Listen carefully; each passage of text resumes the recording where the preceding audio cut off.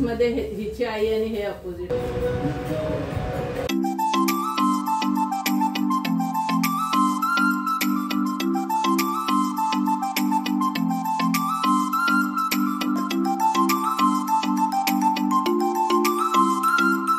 Hi hello नमस्कार, मी अनिता तुम्हा सगळ्यांचं स्वागत करते आजच्या ह्या नवीन ब्लॉगमध्ये.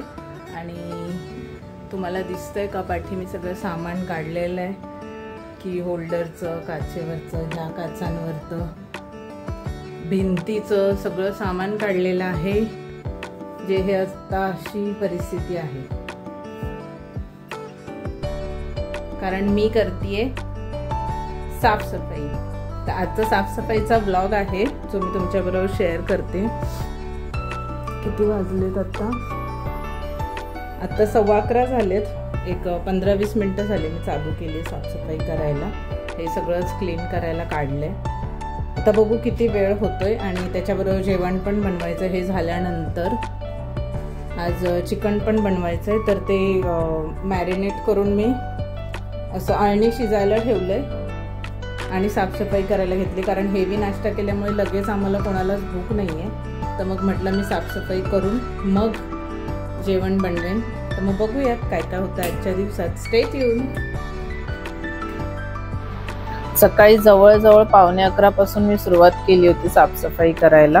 कारण पावसाळा सुरू होतोय आता आणि पावसाळ्यामध्ये भिंती कधी कधी ओल्या होतात, साईडच्या भिंती.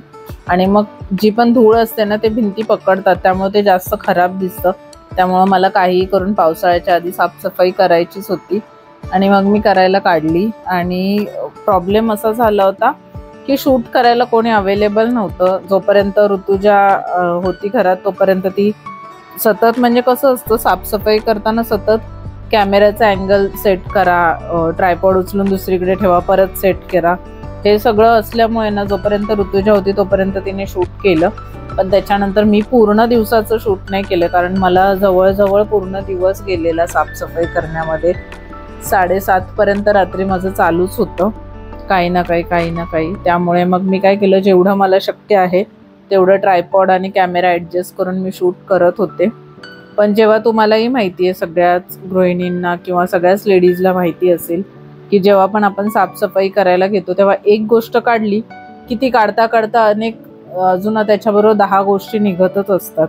आणि मग ते करता करता दिवस कुठे संपतो हेच कळत नाही. मी आजचं लंचसुद्धा जवळजवळ आम्ही संध्याकाळी 5:45 5:30 दरम्यान केला.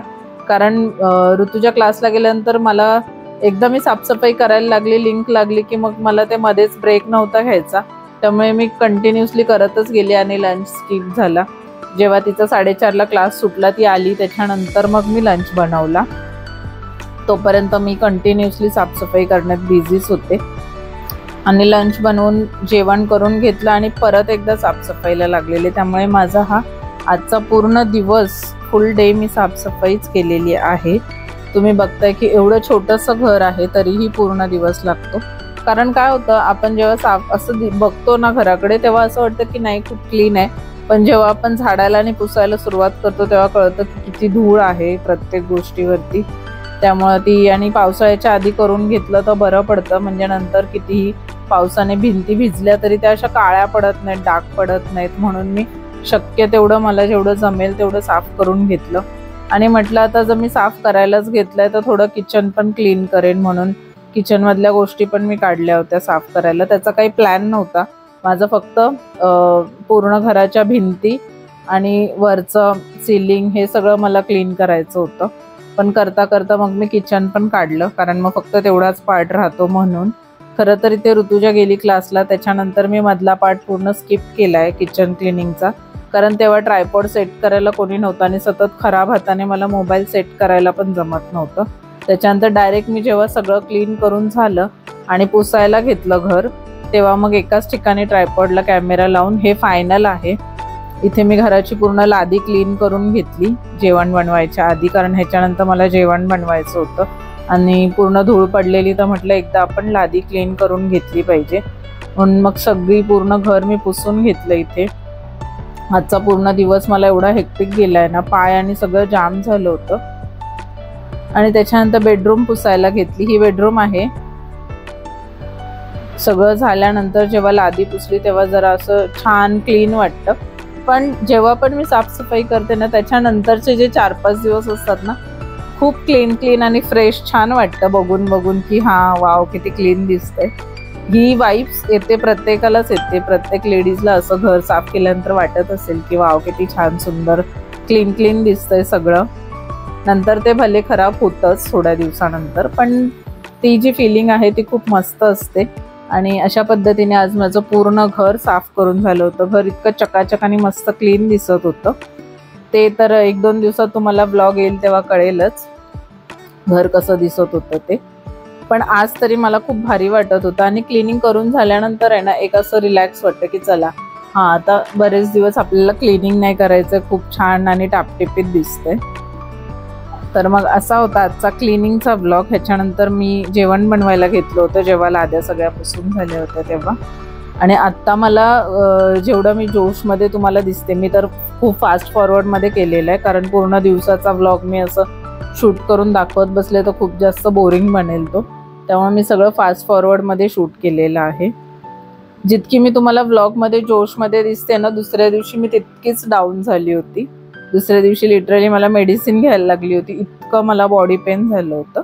त्यामुळे मी हा माझा एक्सपिरियन्स तुमच्याबरोबर शेअर करते की जेव्हा पण तुम्ही घर क्लिनिंगला घ्याल तेव्हा थोडं आरामात थोडं आराम करून रिलॅक्समध्ये घ्या. एका वेळी एक पार्ट क्लीन करा, नाहीतर मग नंतर तुम्हालाच त्याचा खूप त्रास होतो, आजारी पडल्यासारखं होतं.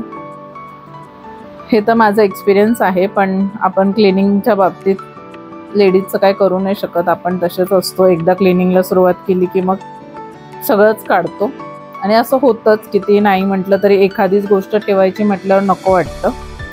आणि झालेलं आहे आपलं घर इथे मस्त चकाचक. एवढं पूर्ण घर साफ केल्यानंतर मला बाहेरचं पण थोडं क्लीन करायचं होतं. तसं बाहेरचं आमच्या इकडे फ्लोअर आठवड्यातून 2दा छान पुसून जातात आणि डेली तर आम्ही झाडून घेतच असतो. पण म्हटलं आता आज घर साफ केलंय तर उगाचच बाहेरचं असं नको, म्हणून मी बाहेरचं पण थोडंसं पुसून घेतलं. तर मग कसं वाटतंय तुम्हाला असं क्लीन आणि चकाचक घर बघून, हे मला कमेंट करून नक्की सांगा. आणि नंतर तुम्हाला ब्लॉगमध्ये दिसेलच घर क्लीन झाल्यानंतर कसं दिसत होतं, कारण सध्या मी सगळी भांडी वगैरे काढून बाहेर ठेवली होती सुकायला. त्यामुळे तुम्हाला दाखवण्यासारखं काही नव्हतं. सगळं सामान जे क्लीन केलेलं ते खालीच होतं, ते अजून मला लावायचं होतं. तो एक वेगळा टास्क असतो की सगळं क्लीन झाल्यानंतर परत सगळं लावून टाका. आणि इथे मी बाहेरचा पॅसेज पण पुसून घेतलाय. त्यामुळे आता पूर्णच मला खूप छान आणि चकाचक मस्त वाटत होतं.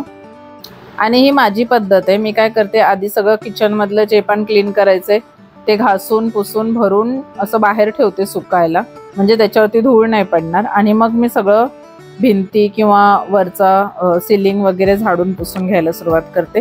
कारण का मग ते सगळं पुसून झाडून होईपर्यंत आपली जी काही भांडी किंवा जे पण क्लीन केलेलं सामान आहे ते परत आपण सुकवून लावू शकतो. तर मग कसा वाटला तुम्हाला आजचा फक्त क्लिनिंगचा व्लॉग, हे मला कमेंट करून नक्की सांगा. लाईक, शेअर आणि सबस्क्राईब करायला विसरू नका. भेटूयात नेक्स्ट व्लॉगमध्ये. बाय.